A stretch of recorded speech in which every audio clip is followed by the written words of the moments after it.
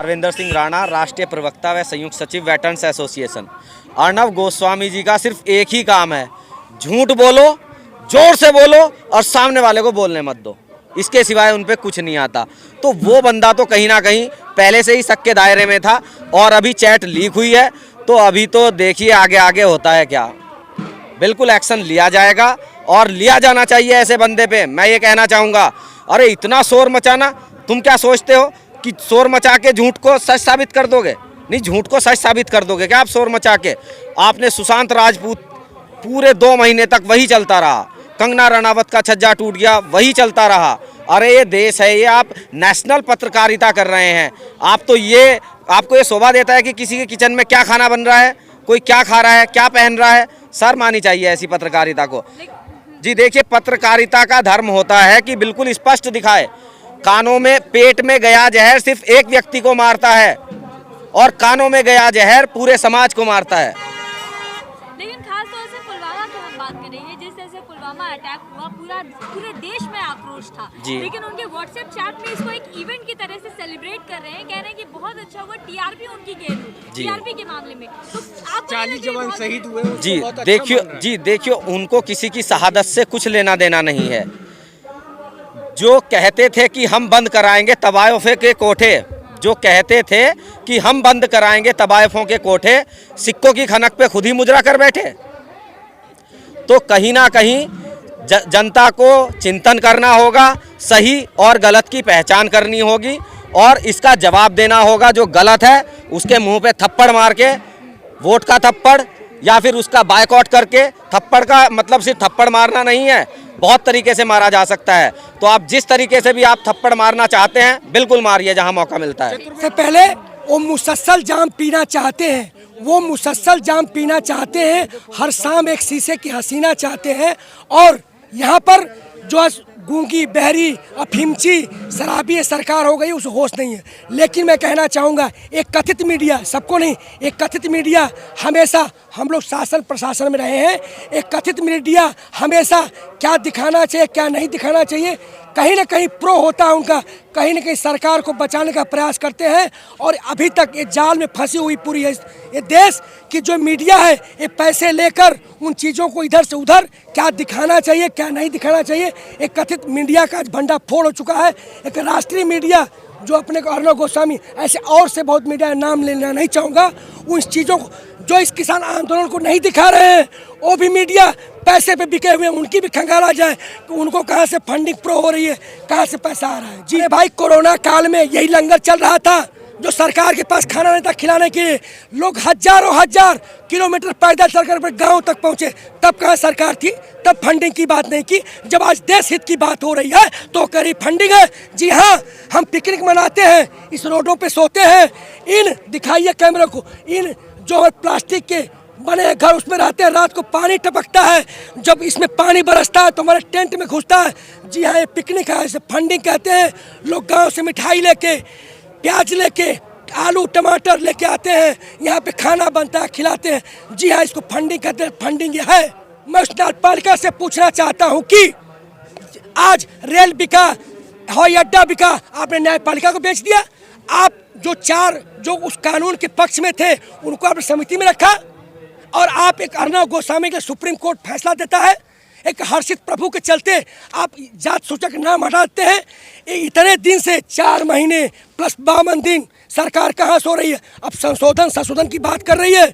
निश्चित रूप से ये दुर्योधन गया, कंस गया, रावण गया, अंग्रेज गए, मुगल गए, पूर्ववर्ती सरकारें गई, अब इसको भी जाना पड़ेगा। इसको हराना नहीं है, इसको नष्ट करना है, तो फिर पनपेगा। अब सत्ता परिवर्तन के साथ व्यवस्था परिवर्तन की बात होगी, जो हम सैनिक, जवान, किसान, मजदूर, डॉक्टर, इंजीनियर सब बात करेंगे। मैं आपके चैनल के माध्यम से तमाम रिटायर्ड जजों से, बुद्धियों से, पत्रकारों से रिक्वेस्ट करूंगा कि ऐसा विजन तैयार करें कि सरदार भगत सिंह का राइट टू रिकॉल लाए। हम 5 साल के लिए सत्ता सौंपते हैं, फिर हम मजाक बनाते हैं, हम 5 साल इंतजार करते हैं।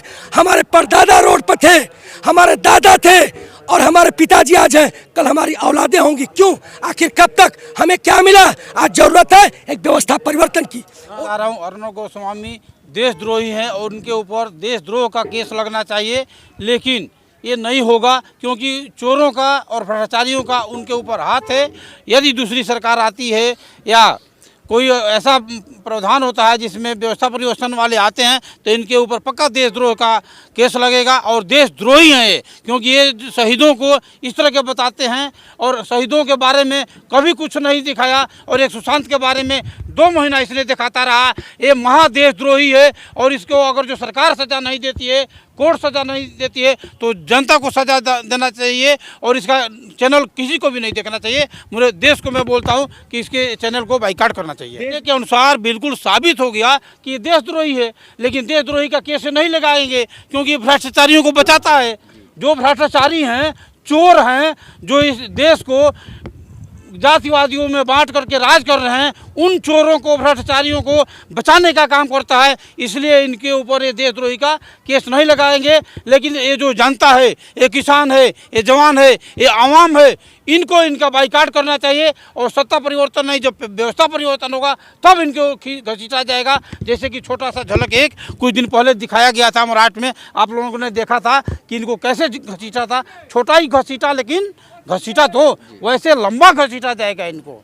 तो क्या लग रहा है इन पे, अर्नब पे कौन कौन सी धारा के तहत कार्रवाई हो सकती है? अरे तो आर्मी के ऊपर इस तरह का बिल्कुल बिल्कुल बोल तो दिया कि सबसे बड़ा होता है देशद्रोही का। देशद्रोही के लिए सजाए मौत ही होता है। उसके देशद्रोही जो भी देश का होता है उसकी मौत के लिए कोई सज़ा नहीं होता है। दूसरा, आपने एक और क्वेश्चन पूछा था, फंडिंग आ रही है। मैं पूछना चाहता हूँ, फंडिंग कहाँ से आ रही है?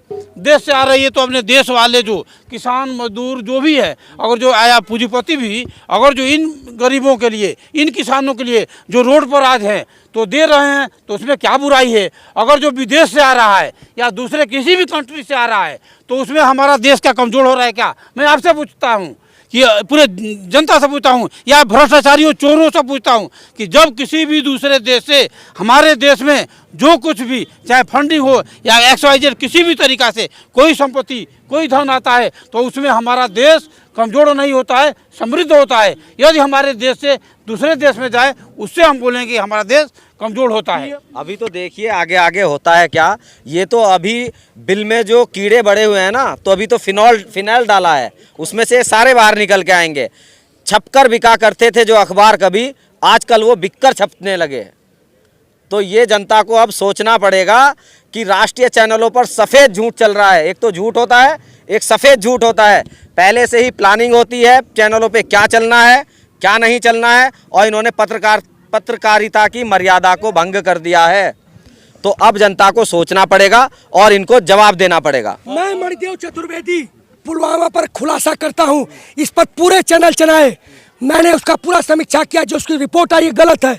मैं पूछता हूं कि जो पहले चेक पोस्ट स्थापित किए गए थे वो किसकी मर्जी से हटाए गए? उस पर क्यों नहीं जांच बैठाई गई? चेक पोस्ट का काम होता है, जो गाड़ियां आती हैं उसको चेक होता है, तो सारे चेक पोस्ट हटा लिए गए थे। निश्चित रूप से मैं फिर कहता हूं कि जांच का विषय है कि वो जो चेक पोस्टें थे हटा ली गई थी, किसके आदेश से हटाया गया था, और इस पर सरकार भी इसमें शामिल है। निश्चित रूप से अर्नब गोस्वामी शामिल है। पूरा इस पर अलग से चर्चा कराई जाए, फिर से जांच कराई जाए। चेक पोस्ट क्यों हटाए गए? चेक पोस्ट पूरा खाली कर दिया गया था। जो गाड़ियां आ जा रही थी कोई चेक पोस्ट नहीं था। जो सच है वो सामने आ चुका है, सच कभी छिपता नहीं है। जो सबसे पहली चीज़, हमारी सरकार के अंदर जो गृह मंत्री है वो तड़ीपार है, कोर्ट की तरफ से उसको सज़ा मिली हुई है। और इस बीजेपी के अंदर जितने भी लोग शामिल हैं, ये सारे के सारे कहीं ना कहीं 162 सांसद की इनपुट हमारे पास में है, जो कोर्ट से आरोपित हैं, दूसरी पार्टियों से इसके अंदर आ गए हैं। तो कहने का मतलब ये सारे के सारे कोई कहीं से आ कर के ये चंबल घाटी की एक गैंग बन चुकी है।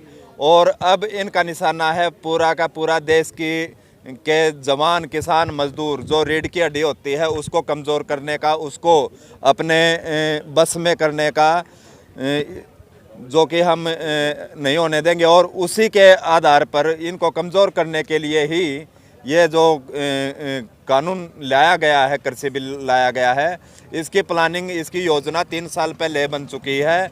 3 साल पहले इसकी योजना जब बनाई गई थी तो उसी के एवज में 1000 स्टोर, साइलो स्टोर जिसको बोलते हैं, अनाज भंडारण पानीपत में 100 एकड़ का है, पंजाब के अंदर है, उसके बाद इसमें झारखंड में भी रांची के अंदर 100 एकड़ का, मतलब टोटल 1000 स्टोर स्थापित कर दिए हैं। तो इनकी योजना सिर्फ एक ही है कि पूरा जो 35-40 लाख करोड़ का कृषि का जो उत्पादन होता है उसको और कंट्रोल में ले लिया जाए।